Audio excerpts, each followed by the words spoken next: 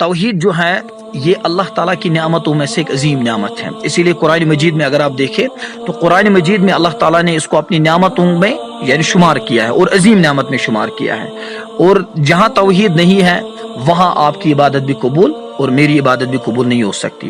اگر توحید میں نقص ہے تو بالفاظ دیگر اس کا مطلب یہ ہے کہ ہماری عبادت کی تکمیل میں اور ہماری عبادت کی یعنی قبولیت میں نقص ہے. یعنی ہماری عبادت تب تک مکمل نہیں ہے، ہماری عبادت تب تک قبول نہیں ہے جب تک ہمارے یہاں توحید صحیح معنوں میں نہیں پائی جاتی. اگر ذرہ برابر بھی ہمارے افعال، ہمارے اقوال، ہمارے اعمال، ہماری عبادات میں ذرہ برابر بھی اگر کہیں پہ شرک پایا جاتا ہے تو اس کا مطلب یہ ہے کہ ہماری جو تمام کی تمام عبادات ہیں وہ قبول نہیں ہو سکتے. ہماری جو تمام اقوال ہے، افعال ہے، اعمال ہے، یہ تب تک قبول نہیں ہو سکتے. بظاہر انسان کو محسوس ہوتا ہے کہ میں نیک عمل کر رہا ہوں، یحسبون انہم یحسنون صنعا یا عاملۃ ناصبہ، آپ قرآن میں بارہا یہ پڑھتے ہیں.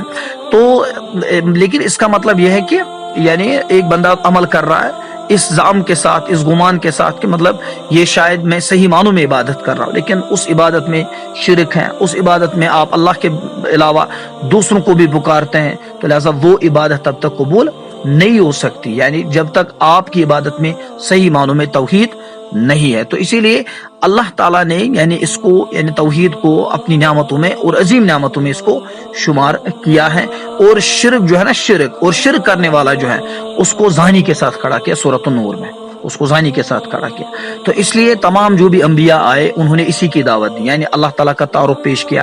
اور پھر جا کر یعنی ان کا جو نزاع اپنی قوموں کے ساتھ ہوا وہ اس چیز پر ہوا کہ یعنی آپ کا تعامل اب اللہ تعالیٰ کے ساتھ کیا ہونا چاہیے، آپ کے جو افعال کیا ہونے چاہیے، آپ کے اعمال کیا ہونے چاہیے، آپ کا تعامل اللہ تعالیٰ کے ساتھ کیا ہونا چاہیے، یعنی آپ کی طرف سے اللہ کے لیے کیا ہونا چاہیے، صرف اللہ کے لیے کیا ہونا چاہیے.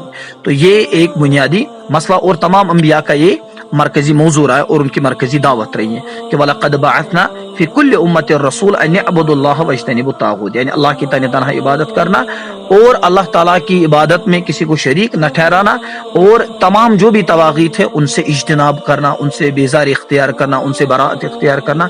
یہ توحید الالوہیہ جو ہے یہ انبیاء کا موضوع رہا ہے، یہ انبیاء کا موضوع رہا ہے. اور قرآن مجید کا بھی اگر آپ دیکھیں تمام جو بھی صورتیں ہیں ان کا بنیادی موضوع توحید ہے. اسی لیے امام ابن القیم الجوزیہ رحمہ اللہ وہ بیان فرماتے ہیں کہ غالب سور القرآن، یعنی قرآن مجید کی جو اکثر صورتیں ہیں نا، بل کل صورت فی القرآن، بلکہ قرآن مجید کی سب صورتیں اگر آپ دیکھیں تو فہی متضمنۃ لنوع توحید، یعنی وہ توحید کی کسی نہ کسی قسم پہ وہ صورت دلالت کرتے، کسی نہ کسی یعنی صورت کی وہ ایکسپلینیشن دیتی ہے.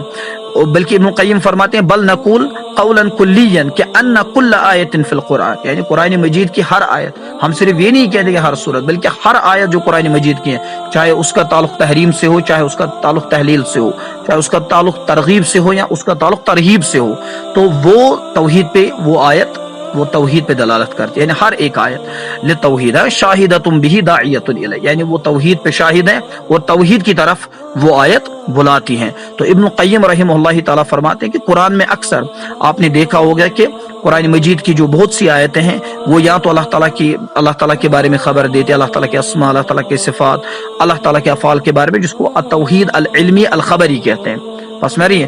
اور اسی طریقے سے اپنی عبادت کی طرف دعوت کہ اللہ تعالیٰ کی عبادت کرو تنہا وحدہ لا شریک لہ، یعنی اس کے ساتھ اس کی عبادت میں کسی کو شریک نہ ٹھہراؤ، اور ان تمام بتوں سے برات اختیار کرو کہ جن کو اللہ کے علاوہ یا اللہ کو چھوڑ کر آپ عبادت کرتے ہیں. تو اس کو ہم یعنی توحید الارادی الطلبی کہتے ہیں. ابن القیم الجوزیہ کہتے ہیں رحمہ اللہ کہ اس کو ہم التوحید الارادی الطلبی کہتے ہیں. جو توحید آپ کو اللہ تعالیٰ کا تعارف دے، اللہ تعالیٰ کے افعال کے بارے میں بیان کرے، اللہ تعالیٰ کے اسماء کے بارے میں، صفات کے بارے میں، تو اس کو ہم التوحید العلمی الخبری کہتے ہیں.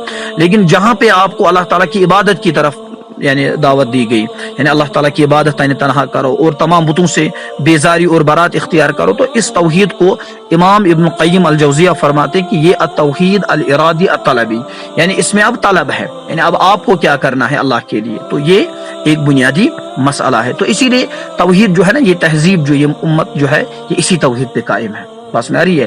تو توحید جو ہے یہ ایک امپورٹنٹ، یعنی آپ یوں سمجھ لیجئے کہ ایک امپورٹنٹ فیکٹر ہے اسلامک سویلائزیشن میں. تو اسی لیے اگر آپ دیکھیں تو ڈاکٹر اسماعیل راجی الفاروقی مرحوم انہوں نے ایک کتاب لکھی ہے Tawhid its implications for thought and life.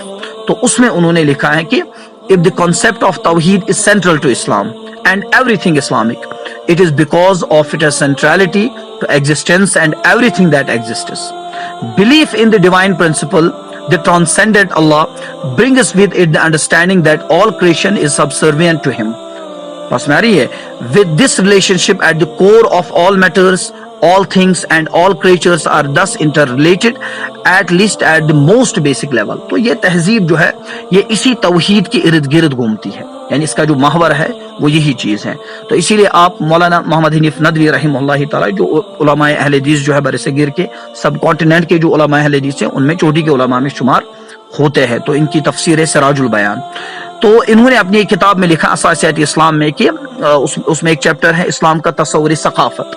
تو اس کو آپ پڑھیے اور پھر آپ کو اندازہ ہوگا کہ یہ جو توحید ہے یہ کس طریقے سے اس سویلائزیشن میں یہ توحید یعنی اس کو کس طریقے سے اسٹیبلش یعنی یہ توحید کرتی ہے، اور اسی طریقے سے یعنی یہ کس طریقے سے اس تہذیب کو رن کرتی ہے، کس طریقے سے اس تہذیب کو چلاتی ہے، کس طریقے سے تصور یعنی یہ پھر ہمارا سوشل بیہیویئر، ہماری معاشرت، ہماری عمرانیات، اسی طریقے سے ہماری تہذیب، ہمارا تمدن، ہماری ثقافت کو جنریٹ کرتا ہے. تو اسی لیے توحید بہت زیادہ اس اعتبار سے امپورٹنٹ ہے.